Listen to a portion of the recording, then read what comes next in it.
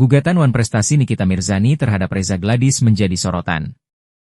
Pihak dari Reza Gladys mengatakan bahwa gugatan yang diajukan oleh pihak Nikita Mirzani adalah modus. Advokat sekaligus praktisi hukum, Dr. Togar Situmorang memberikan tanggapan yang menohok. Bagaimana tanggapan beliau? Mari simak video berikut ini. Apanya yang harus dilihat? Gugatan Wan Prestasinya atau tuntutan 100 miliarnya?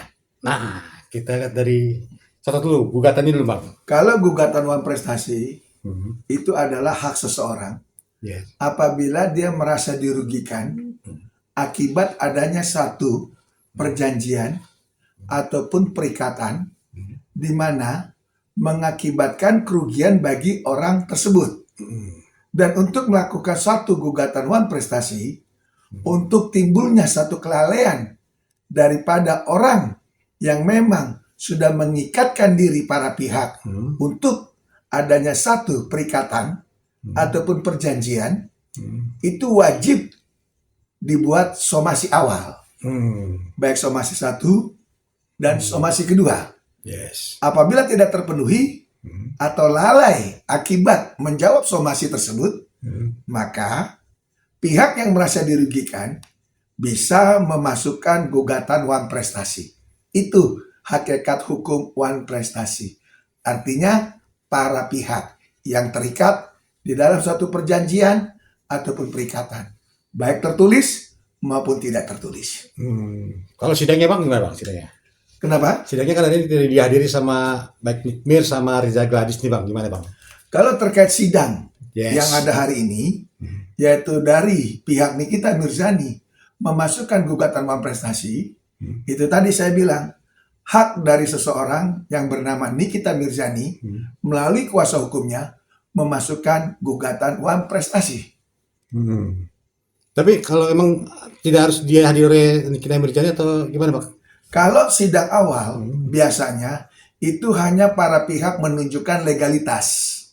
Dalam hal ini para pengacara ataupun kuasa hukum di depan persidangan menunjukkan legalitas mereka masing-masing. Legalitasnya Bang. Misalnya pengacara Nikita Mirzani memperlihatkan surat kuasa resminya yang sudah dilejes sama pihak pengadilan. Dalam hal ini Jakarta Selatan. Dan yang kedua, si pihak kuasa hukum harus menunjukkan di depan pengadilan itu satu berita acara sumpah dan kartu tanda advokat. Itu hakikatnya sidang pertama hari ini. Hanya menunjukkan legalitas. Oh, jadi emang nggak wajib datang Bang? Tidak wajib prinsipal. Setelah itu, pihak hakim menentukan adanya mediasi awal. Di mediasi awal, para pihak nanti menentukan siapa hakim mediatornya. Nah, kalau memang sudah disepakati, ditentukan hari, tanggal, dan jam dengan hakim mediator yang telah ditunjuk resmi secara sah di depan persidangan. Boleh para pihak hadir atau tidak hadir si prinsipalnya boleh. Tetapi kalau lihat dari peraturan Mahkamah Agung, wajib prinsipal hadir. Prinsipal. Kalau yang tergugatnya nggak wajib hadir gitu Bang? Kalau pihak Bang, tergugat, itu tadi tergantung daripada keinginan dari pihak tergugat. Tapi kalau penggugat, karena dia yang mendalilkan, dia yang memerlukan, dia yang harus membuktikan, wajib kiranya prinsipal hadir. Gitu Bang berarti ya. Dalam hal ini Nikita Mirzani wajib dihadirkan. Wajib dihadirkan? Ya, tapi karena dia dalam tahanan Polda Metro, mungkin ada kesulitan, akhirnya menggunakan streaming ataupun video call atau namanya Zoom.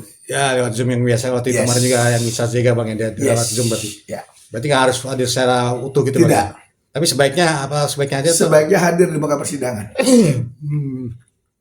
Bang, ini kan makin memanas nih Bang nih, tentang atau gugatan 100 miliarnya Nikmir nih Bang. Terus katanya dari pihak sebelah bilang ini adalah modus nih Bang. Kata pengacara pihak sebelah Bang. Gimana Bang menanggapinya? Jadi tadi kalau terkait Wan Prestasi itu harus ada jelas terkait gugatan pokok. Gugatan pokok itu berupa materi ataupun kerugian apa yang dialami oleh si pihak penggugat. Kalau dibilang 100 miliar, wajib dibuktikan Kerugian apa dari perjanjian yang sudah dibuat dalam perikatan ataupun perjanjian tertulis ataupun secara lisan ada nilai sejumlah 100 miliar. Apabila tidak, ini dianggap obskur atau tidak memenuhi daripada sesuai materi yang diperjanjikan, yang diikat dalam suatu perikatan. Karena harus bentuk baku 100 miliar itu. Beda kalau perbuatan melawan hukum. Itu bisa. Nah, tapi kalau uang prestasi itu adalah kerugian materi resmi yang ada di dalam perikatan dan perjanjian plus ganti rugi ataupun bunga. Bunga pun harus mengikuti peraturan. 1 tahunnya 6%. Diakumulasikanlah itu semua. Bang, tapi ini kan dari berita ya Bang, yang diberitakan katanya gugatan Wan Prestasi ini merupakan modus karena katanya apabila ada gugatan perdata maka pidananya akan berhenti. Begitu Bang, gimana Bang? Jadi kalau katanya ada orang menganggap gugatan Nikita Mirzani satu modus, berarti orang itu tidak mengerti hukum. Karena hukum itu adalah hak seseorang mengajukan suatu gugatan kalau memang haknya dilanggar atau merasa kerugian. Wajib dia melakukan gugatan. Jadi kalau ada bilang ini modus, berarti orang itu yang modus. Ya, karena kenapa? Gugatan perdata itu diatur di Perma 1 tahun 1956. Di Perma 1 1956 itu, apabila di dalamnya ada satu kesengketa kepemilikan, sengketa daripada hak milik, wajib orang yang merasa dirugikan ajukan gugatan Wan Prestasi. Jadi bukan masalah modus, ini Perma, ini aturan hukum. Jadi orang yang bilang modus tidak ngerti hukum itu. Tapi bukannya apabila ada perdata maka pidananya berhenti. Jadi kalau di Perma 1 tahun 1956 dinyatakan kalau memang ada sengketa yang diduga adanya keperdataan, maka ditunda dulu yang pidana. Nah, nanti bisa dilihat dari pihak polisi bertanya kepada pihak hakim ataupun majelis persidangan, apakah materi persidangan itu ada kaitannya dengan pidana atau tidak sama sekali. Tapi kalau ada, maka otomatis pidananya berhenti atau ditunda. Itu aturan. Aturannya Bang berarti. Ya, Perma 1 1956. Bang, berarti langkah yang dilakukan oleh Nikmir atau melalui Fahmi Bahmid lah ya, udah benar Bang dengan melakukan Wan Prestasi ini Bang atau gimana Bang? Gugatan yang tadi saya bilang, gugatan Wan Prestasi itu kan hak dari seorang warga negara. Nah, tergantung nanti Wan Prestasi yang dimaksud, satu, penggugat otomatis. Kedua, tergugat. Tergugat ada berapa orang? Ada 1 kah? Ada 2 kah? Ada 3 kah? Itu. Itu yang akan nanti di materinya yang akan diperiksa. Antara penggugat dengan tergugat. Bukan dengan turut tergugat. Turut tergugat itu sifatnya pasif. Bukan masuk di dalam satu gugatan pokok. Jadi kan kalau saya dengar kan ada turut tergugat. Itu turut tergugat Bang. Ya, turut tergugat dari pihak kepolisian atau kejaksaan. Itu kan katanya. Kepolisian dan kejaksaan itu sifatnya pasif. Oh, berarti nggak bisa Bang? Bukan nggak bisa, pasif. Pasif itu bisa datang, bisa enggak. Bisa masuk, bisa enggak. Katanya bilang tergugat, jadi 100 miliarnya nanti yang bayar kejaksaan, 50 miliarnya. Kembali lagi tadi saya bilang, kalau memang ada perkataan nanti jaksa tanggung renteng segala, itu orang nggak ngerti hukum. Wan Prestasi adalah para pihak, tergugat dengan penggugat, turut tergugat pasif. Paham ya? Paham, harus dipahami lagi Bang. Harus dipahami lagi. Wan Prestasi ada ikatan berupa perikatan dan perjanjian. Di dalam gugatan ada namanya penggugat dan tergugat. Tergugat ada tergugat 1, tergugat 2, atau para tergugat namanya. Tapi kalau turut tergugat itu pasif. Tidak ada kepentingan dan tidak ada kewajiban. Katakan menang. Tidak ada kewajiban untuk membayar ataupun tanggung renteng. Tidak ada. Tidak ada Bang berarti? Tidak ada.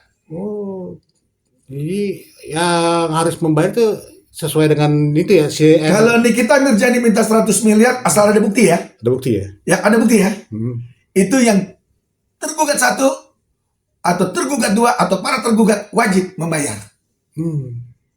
Kalau ada bukti. Karena di sini yang namanya keperdataan, kekuatan data. Oh. Dan hakim sifatnya pasif. Beda dengan hakim pidana. Hakim pidana aktif. Hakim perdata pasif. Makanya pihak Nikita Mirzani yang menggugat wajib, sekali lagi, wajib mempersiapkan dalil-dalil untuk pembuktian. Harus dalilnya mas kuat bang. Harus kuat data. Data. Ya? Kalau 100 miliar, dia bisa buktikan ada nilai 100 miliar yang dirugikan oleh tergugat. Bukan turut tergugat.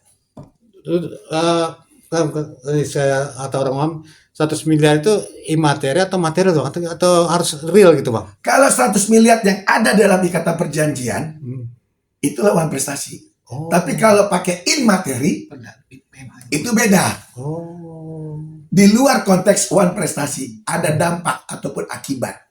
Itu namanya in materi. Bang, kalau abang melihat nih gimana sih bang kasusnya? Sepertinya kasihan sekali NM bang yang mulai apalagi akan mau habis masa tahanannya bang, terus ada gini gimana bang? Jadi kalau kita lihat, kita kan namanya hukum tidak bisa berandai-andai. Oh iya benar bang, gimana? Ya, kita tidak bisa memprediksi. Saya adalah dokter hukum, bukan paranormal, bukan tarot, bukan juga netizen yang tidak ngerti hukum. Nah. Kita orang praktisi hukum hanya bisa berdasarkan basic hukum. Kalau hukum itu perpanjangan 30 ke depan, artinya kan tanggal 2 Juni. Ya, kita tunggu aja tanggal 2 Juni. Karena ini masih domainnya antara pihak kepolisian dan kejaksaan. Apakah pihak kejaksaan mampu menganggap apa yang sudah diserahkan oleh pihak kepolisian menjadi P21? Itu aja. Bang, tapi ada yang bilang nih bang, kalau masa tadi sampai 120 hari atau gimana bang? Benar nggak sih bang? Gimana bang? 20, 40, dan 30. Baru berarti 90. Tadi sampai harus sampai 120 hari. Jadi itu kalau sampai di pengadilan. Oh, kalau sampai pengadilan. Oh, Ini kan dikejari. belum. Oh. Ini kan baru 2 institusi, kepolisian dan kejaksaan. Oke. Nanti pengadilan tambah lagi 30. Hakim harus memutuskan persidangan itu dalam tempo 30 hari. Jadi 120 hari. Apabila sampai 120 hari hakim tidak bisa putuskan, ini kita juga bisa bebas. Oh. Demi hukum. Oh, begitu bang. Ya, Jadi hakim itu ada tenggat waktunya berarti? 30. 30. Karena sudah dipakai semua sama pihak penyidik. 20, 40, 30. 20 pertama perpanjangan pihak penyidik, 40 kedua perpanjangan melalui kejaksaan, 30 ketiga perpanjangan melalui hakim, melalui pengadilan negeri, ketua pengadilan. Nah nanti setelah persidangan masuk 30 hari, hakim yang memimpin wajib memutuskan bersalah atau tidak. Kita tunggu aja lah sampai tanggal 2 Juni ya. 2 Juni. 2 Juni. 2 Juni nih bang, berarti ini Jadi ibaratnya menghitung hari kalau ada lagu. Menghitung hari ya. ya menghitung hari khusus buat Ini kita Mirzani ini kita dan juga kejaksaan bang. dan kejaksaan. Wah, ini Ini representatif. Bola panas sekarang di kejaksaan. Pintar juga itu Polda Metro. Polda Metro lemparnya ke kejaksaan.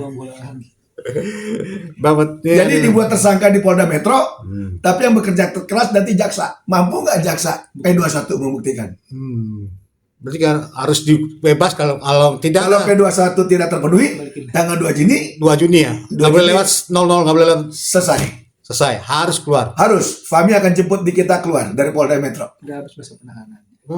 Kan 20, 40, 30. 30 terakhirnya tanggal 2 Juni. Gitu. Tapi pihak sana bilang 2 alat bukti udah cukup. Tapi Ya 2 alat bukti kan terkait sah atau tidaknya satu tersangka. Dibuktikan nanti. Makanya mampu nggak jaksa menganggap bukti yang dimajukan oleh sama pelapor itu menjadi alat bukti yang sah. Sementara di sisi lain kan Nikita Mirzani melalui pengacaranya melaporkan juga terkait alat bukti dianggap nggak sah. Inilah supremasi hukum. ya marwah hukum bang ya dia Yes. dipertaruhkan antara Luar biasa ini. Ini antara netizen juga mulai bertanya gimana 2 Juni nih gimana 2 Ini Juni? agak lain ini. Ini agak lain ini.